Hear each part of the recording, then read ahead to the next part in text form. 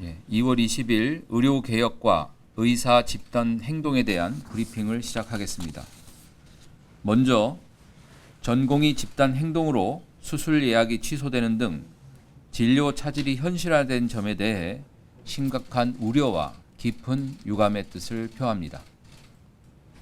정부는 환자 피해가 최소화되도록 비상진료 대응체계 운영에 최선을 다하겠습니다. 집단 행동으로 인해 초래될 상황을 알면서도 정책 반대를 위해 환자의 곁을 떠나는 것은 결코 정당화될 수 없습니다. 어제 의과대학 의학전문대학협회는 의대 입학 정원 2,000명 증원 재조정을 촉구한다는 입장을 밝혔습니다. 또한 350명이 적정 증원 규모라고 하면서 그 근거는 제시하지 않았습니다. 정부에서 실시한 40개 대학의 수요조사 결과 2,151명은 총장의 책임하에 학교 전체 사정을 감안하여 제출된 것입니다. 또한 2,000명 증원이 되어도 의학 교육의 질이 떨어질 문제는 없습니다. 1980년대 주요 의과대학의 정원은 지금보다 많은 수준이었습니다. 서울대 의대는 당시 정원 260명, 현재 135명이고 부산대는 당시 208명, 현재는 125명이며 경북대는 당시 196명, 현재는 110명으로 그 절반 수준입니다. 반면 교수 수가 훨씬 늘어나는 등 현재의 의대 교육 여건은 크게 개선되었습니다. 서울대 의과대학의 경우 1985년도에 비해 2023년 기준으로 기초교수는 2.5배, 임상교수는 3배 늘었습니다. 아울러 정부는 수요조사 결과를 점검하여 2,000명을 늘리더라도 현재의 의학교육 기준을 준수할 수 있다는 것을 확인하였습니다. 시뮬레이션 술기 실습 등 기술 발달과 함께 더 효율적인 교육도 가능하며 정부는 의학 교육의 질 개선을 위한 지원 정책도 병행할 예정입니다.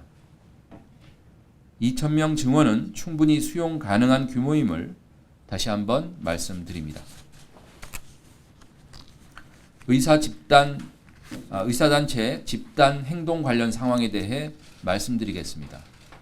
먼저 2월 19일 23시 기준 전체 전공의 13,000명 중 약 95%가 근무하는 주요 100개 수련병원의 점검 결과를 말씀드리겠습니다.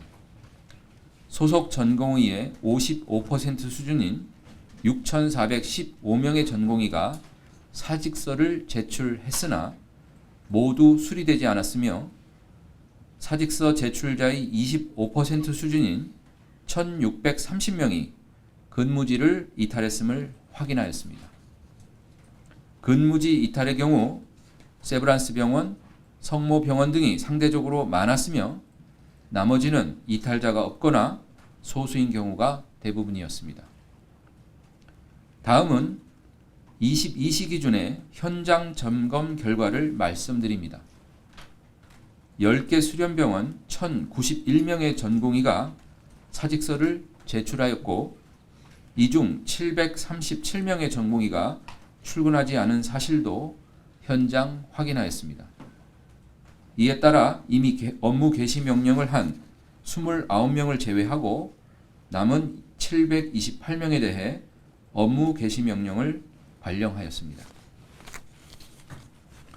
의사 집단행동 피해신고 지원센터를 통해 의사 집단행동으로 인한 국민의 피해 사례도 확인되고 있습니다.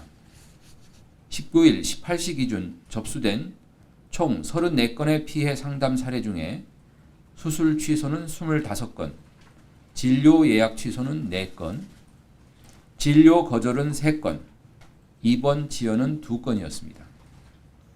그 중에는 1년 전부터 예약된 자녀의 수술을 위해 보호자가 회사도 휴직하였으나 갑작스럽게 입원이 지연된 안타까운 사례도 있었습니다. 본인 요청에 따라 법률 서비스 지원을 위해 법률 구조공단으로 연계한 사례도 있었습니다. 정부는 이러한 피해 사례를 검토하여 환자의 치료에 공백이 없도록 신속히 지원하고 필요한 경우 소송에 대한 지원도 하겠습니다. 다음으로 중수본 논의사항에 대해 말씀드리겠습니다. 오늘 중수본에서는 집단 행동에 대비한 비상진료 대응 체계를 면밀히 점검하고 각 의료기관에서 유연한 인력관리 등을 통해 필수 진료 기능을 유지할 수 있도록 다양한 정책 지원을 실시하기로 하였습니다. 금일부터 정부는 비상진료 체계가 실효성 있게 운영될 수 있도록 보상을 강화합니다. 권역 전문 응급의료센터의 수술 등 응급의료 행위와 응급의료 전문의 진찰료 수가를 인상하고 경증 환자 전원에 따른 회송 수가를 인상하여 대형 병원 응급실의 진료 부담을 완화하겠습니다. 또한 입원 환자 비상진료 정책지원금을 신설하여 입원 환자를 진료하는 전문의에 대한 추가적인 보상을 실시하겠습니다.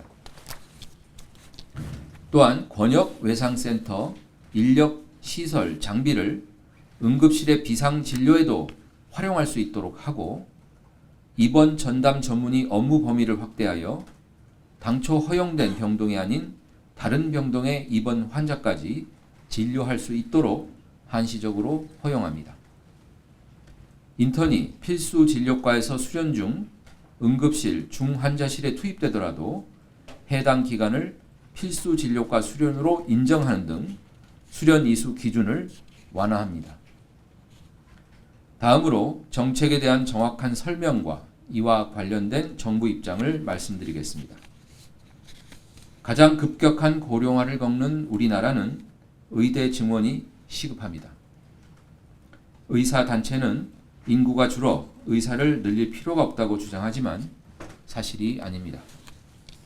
지난 10년간 우리나라 65세 이상 인구의 연평균 증가율은 4.4%로 OECD 평균 2.6%, 독일의 1.0%, 프랑스의 2.6%, 일본 2.2%에 비해 훨씬 높은 수준입니다. 의료 이용량이 높은 고령층이 급격히 증가하고 있는 것입니다.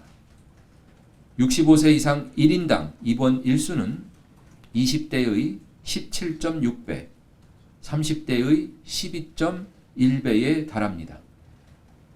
2035년 65세 이상 인구 수는 현재보다 70% 늘어날 것으로 예측되며 그 결과 2035년의 입원 일수는 45%, 외래 일수는 13% 증가할 것으로 예측됩니다. 의사도 고령화되어 젊은 의사는 줄고 은퇴 의사가 증가합니다. 2035년에 20세 이상 의사 비중은 현재 대비 절반으로 줄고 65세 이상 의사 비중은 2배 수준으로 증가해 2035년에는 전체 의사의 30%가 65세 이상이 될 것입니다. 또한 숙련된 진료를 할 수 있는 40세 이상 65세 미만의 의사 비중도 점점 줄어 2035년이 지나면 현재의 절반 이하가 됩니다. 수요는 급격히 늘고 공급은 줄어들기 때문에 지금의 인력으로는 늘어나는 의료 수요를 감당할 수 없습니다. 2,000명 증원은 고령화로 인한 의료 수요 증가와 공급 감소를 고려한 결과입니다. 급격한 고령화 속도를 고려한다면 의대 증원은 더 이상 늦출 수 없습니다. 전공의 여러분께 호소드립니다. 환자 곁으로 돌아가 주시기 바랍니다. 지금도 늦지 않았습니다. 여러분의 뜻을 표현하기 위해 환자의 생명을 위태롭게 하는 일은 정말로 해서는 안 되는 일입니다. 정부의 명령을 회피하고 법적 제재를 피하는 법률 공부에 열을 올릴 때가 아니라 여러분이 배운 의술로 사람을 살리는 일을 해야 할 때입니다. 의대 정원이 증원되더라도 앞으로 늘어날 의료 수요를 생각하면 여러분이 할 일이 너무나 많습니다. 다시 말씀드립니다. 여러분의 자리로 돌아가 주시기 바랍니다. 함께 의료 현장의 문제를 해결해 나가기를 촉구합니다. 국민 여러분께 말씀드립니다. 최근 의사 집단 행동으로 인한 불안과 우려가 있으신 점을 잘 알고 있습니다. 정부는 어떠한 경우에도 국민의 생명과 건강을 지킬 수 있도록 철저히 대비해 나가겠습니다. 대형 병원의 중증 응급 진료 기능을 유지하는 데 정책의 최우선 목표를 두고 비상진료 대응 체계를 정비해 중증 환자가 치료받지 못하는 일이 생기지 않도록 최선을 다하겠습니다. 집단 행동으로 인해 중증 수술 연기 등 피해 상황이 발생한 경우에는 국번 없이 119로 전화해 주시면 충분히 상담해 드리고 필요한 법률 서비스도 연계해 드리겠습니다. 정부는 국민들께서 불안해하지 않으시도록 진료 공백 방지에 최우선 목표를 두고 범정부적 역량을 총결집해 대응할 것입니다. 국민 보건을 위한 의료개혁 완수를 위해 국민만 바라보고 흔들림 없이 가겠습니다. 정부를 믿고 끝까지 지지와 성원을 보내주시기를 부탁드립니다. 감사합니다.